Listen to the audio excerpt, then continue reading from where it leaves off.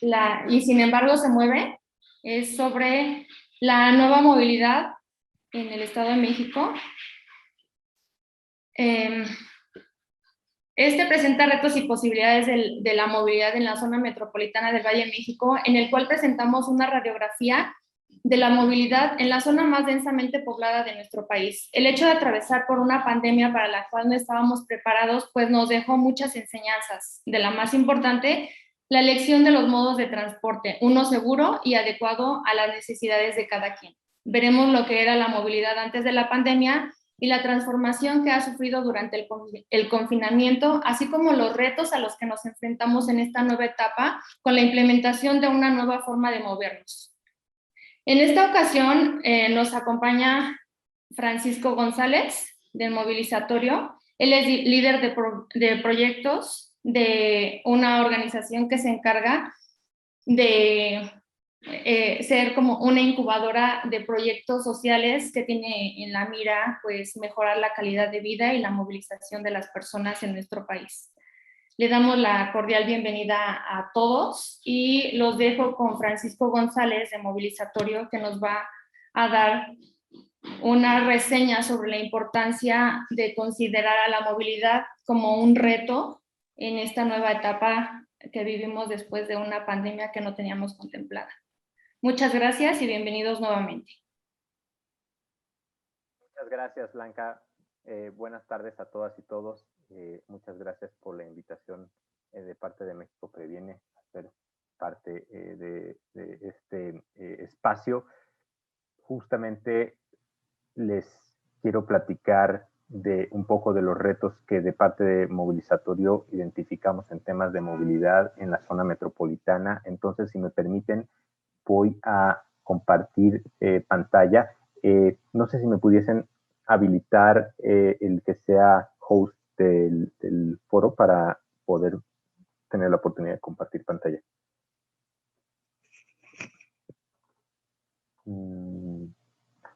Me parece, no sé, yo creo que Blanca, ahí sobre mi usuario, si le picas en mi usuario, yo creo que ahí se puede habilitar el que sea co-host del evento. Del lado derecho. Ahí está, ya, perfecto, súper. Muchas gracias.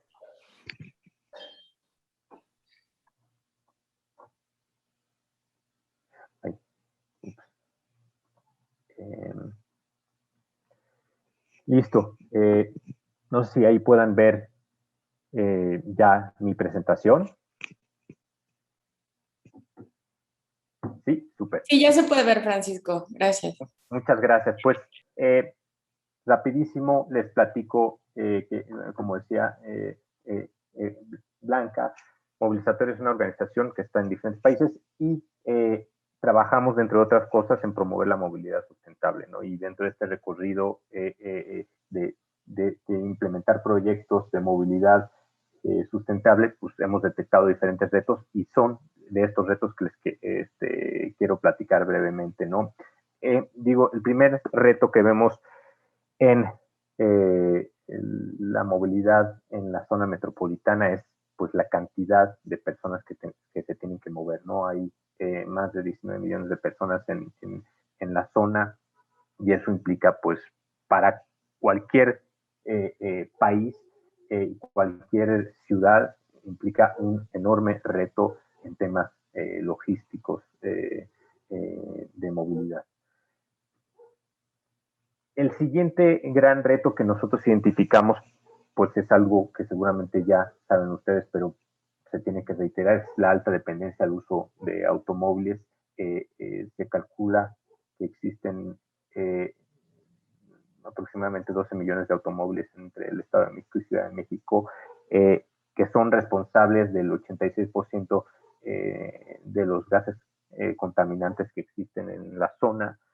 Y pues si bien no es uno de los transportes más utilizados, pues la relación entre la cantidad de espacio que ocupan contra la gente que transportan es muy baja y esto implica que ocupen mucho espacio y que a su vez afecte temas como el tráfico, ¿no? La velocidad promedio de los automóviles en la zona metropolitana es de aproximadamente 11 kilómetros por hora, y como les decía, transporta muy pocas personas por coche, aproximadamente 1.5 personas. Es muy importante entender qué es lo que motiva a la gente a seguir utilizando el coche, y un estudio del Poder y del Consumidor detectó que las principales razones por las que la gente sigue usando el coche es porque es más seguro, porque lo consideran más rápido y porque lo consideran más cómodo, ¿no? Es decir, esos tres factores nos parecen que son los factores en los que tanto gobiernos como organizaciones nos debemos de concentrar para tratar de darles la vuelta y que la gente empiece a decidirse por otros medios de transporte. Algo pues que está asociado a este otro punto, pues es que de alguna manera la infraestructura que existe en temas de movilidad orilla a que la gente opte por utilizar el coche, ¿no? Esta infraestructura justo está enfocada principalmente para coches, la infraestructura, por ejemplo, de bici, un medio de transporte sustentable que ocupa muy poco espacio por persona que se transporta, es escasa, está desconectada y está concentrada solo en ciertos lugares, ¿no? Por otro lado, pues ahorita vamos a ver un poquito más al respecto del tema, los retos en el transporte público, pero pues hay poca infraestructura para estaciones de combi y autobuses, que esto acrecenta aún más el problema de la poca regulación y el poco control que existe en temas de transporte público. Aunado a esta falta de infraestructura, el transporte en sí y el sistema de transporte tiene deficiencias, ¿no? Es inseguro, es contaminante, y en muchos casos ha superado la vida útil que tiene. Por otro lado, hay informes oficiales que demuestran cómo hay también mucho transporte público que está en desuso, ¿no? Que si se le diera el mantenimiento correcto podría utilizarse, pero pues hay un porcentaje importante del transporte público que está abandonado, y eso pues evidentemente limita la oferta de transporte público para la gente y hace que pues, se tengan que concentrar en menos unidades, ¿no? Eh, eh, Esto pues está justamente asociado a la insuficiencia del transporte público para la demanda que existe, ¿no? Y un tema también muy importante en temáticas de transporte público es el hecho de que gran parte, la mayoría de las unidades de transporte público que existen en la zona metropolitana son concesionadas, y existen muchos retos en el tema de la regulación que tienen estos, ¿no? Además, el sistema en el que el sistema actual de transporte concesionado se maneja a través de, pues, tal cual competencia de quien gana a los a los clientes que se suban al transporte, y esta competencia pues también produce problemas importantes, ¿no? Como el sobrecupo, las paradas en zonas no autorizadas y, bueno, asociado al hecho de la poca regulación está el tema de que es inseguro, ¿no? Hay retos en temas de capacitación a los choferes, hay retos en temas de revisión de que las unidades cumplan con las especificaciones en temas de seguridad, de que las unidades se paren en donde deberían de pararse, entre otras cosas, ¿no? Y esto, pues, hace que sean inseguros y que a su vez tenga un impacto en que la gente pues decida, si tiene la oportunidad, subirse a un coche en vez de al transporte público. Y por el otro lado, pues también un problema súper importante en que haya más accidentes de tránsito. un reto súper importante también en temas de seguridad son las distancias y tiempo para recorrer, ¿no? La zona metropolitana realmente ha tenido poca planeación en su modelo de expansión y entonces ha sido extendido, fragmentado y de baja densidad, y esto pues implica que pues mucha gente tenga que recorrer grandes distancias para ir a el tipo de viajes que son los principales que hacen la ciudadanía, que son de su casa al trabajo y del trabajo a su casa, ¿no? O sea, solo el 31% tarda entre 30 minutos y una hora, y el 27% entre 1 y 2 horas, y el 5% más de 2 horas, ¿no?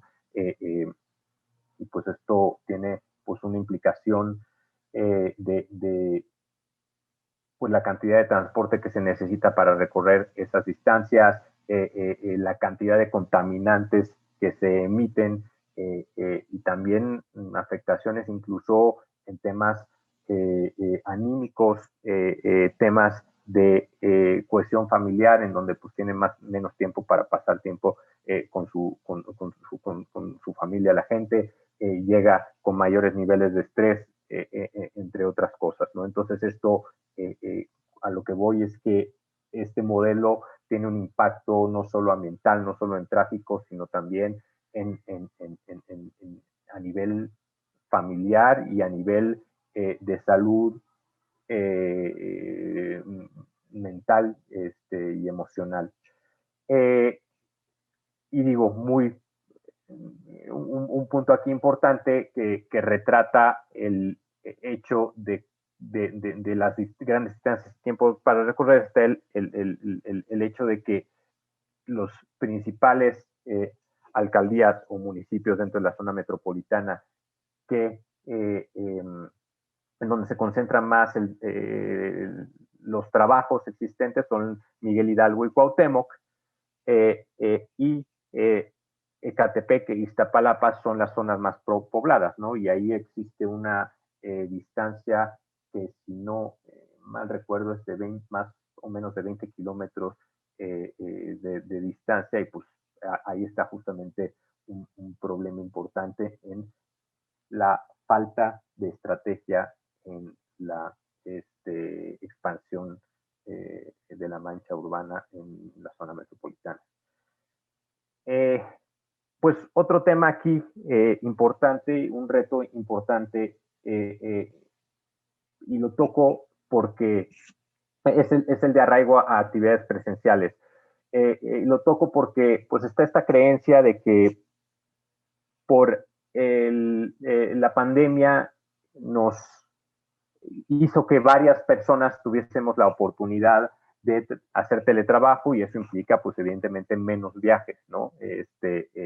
Y a su vez menos saturación vehicular, entre otras cosas, pero la realidad es que solo 1 de cada 5 trabajadores puede hacer teletrabajo. Y por ende, pues eso implica que haya o no pandemia, si los establecimientos están abiertos, 4 de cada 5 personas van a tener que transportarse al trabajo, ¿no? Y respecto a estos viajes al trabajo, también es importante decir que hay una alta concentración en periodos específicos del día, ¿no? La mayoría de los viajes se hacen entre las 6 y las 9 de la mañana, de ida, y pues de regreso entre las 18 y 19 horas, ¿no? Y eso pues evidentemente implica que haya una saturación en el transporte, principalmente unos picos de saturación, en vez de que pues hubiese una estrategia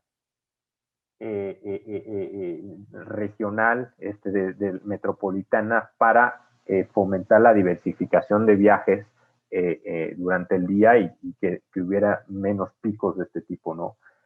Y bueno, pues un reto también súper importante es que independientemente del tipo de transporte hay un problema de seguridad vial muy importante. Tan solo en el 2019 hubo 373 fallecidos en Ciudad de México y en Estado de México.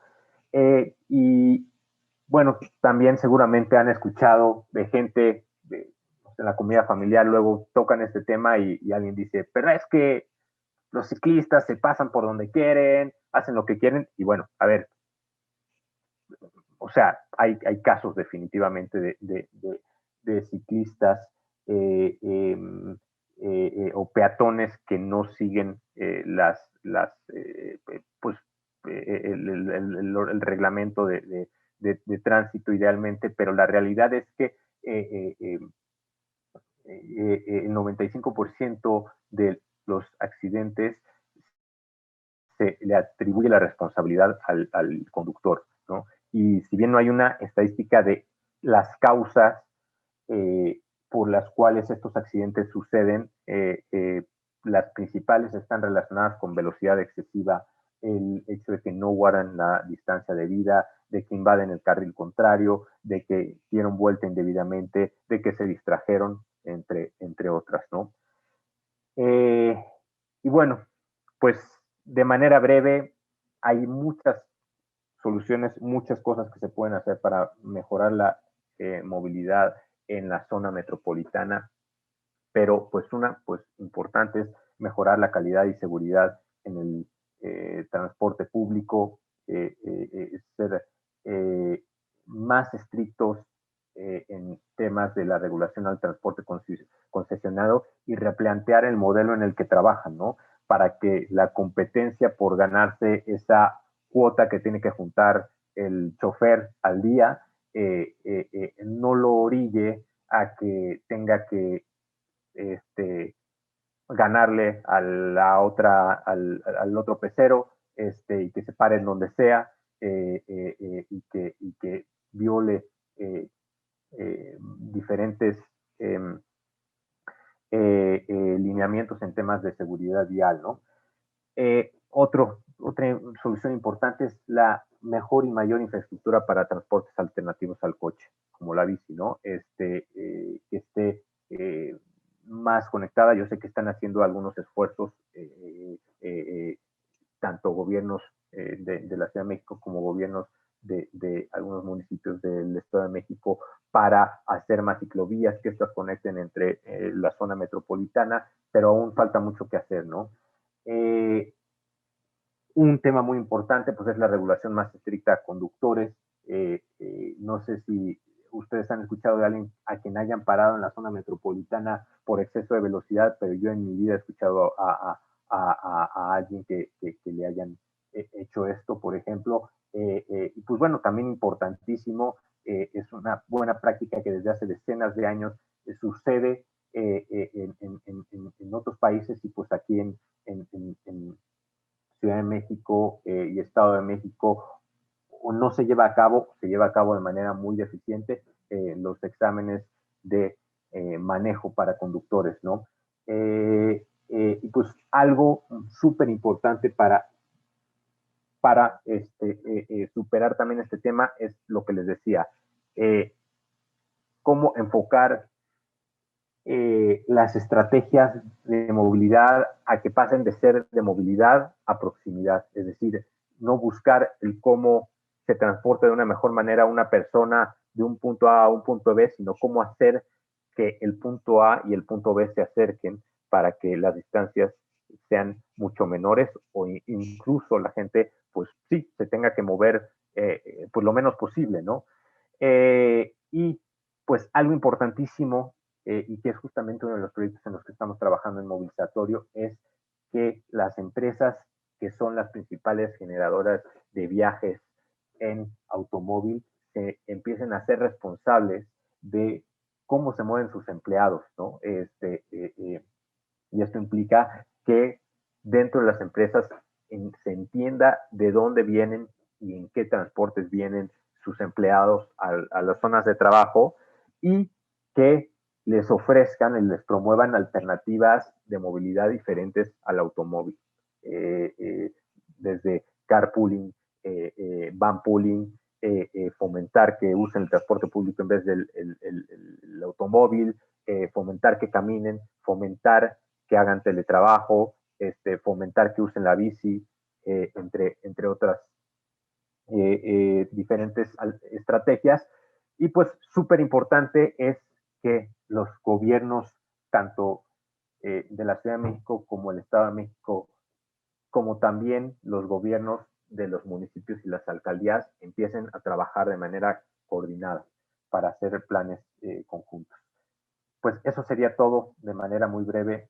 No sé si tengan preguntas o comentarios. Si no, pues ahí te cedo la palabra, Blanca. Muchas gracias. Muchas gracias, Francisco. Bueno, yo quiero, antes de la sesión de preguntas, me gustaría destacarles algunos aspectos relevantes que vivimos durante la pandemia. Y como lo podrán encontrar en el documento, pues bueno, en esta pandemia lo que vivimos fue un impacto negativo hacia la economía de todas las familias. Y pues bueno, el descenso de la movilidad, pese a que llegó al 80.9% en la Ciudad de México, pues vimos que los incidentes se seguían dando, los incidentes viales.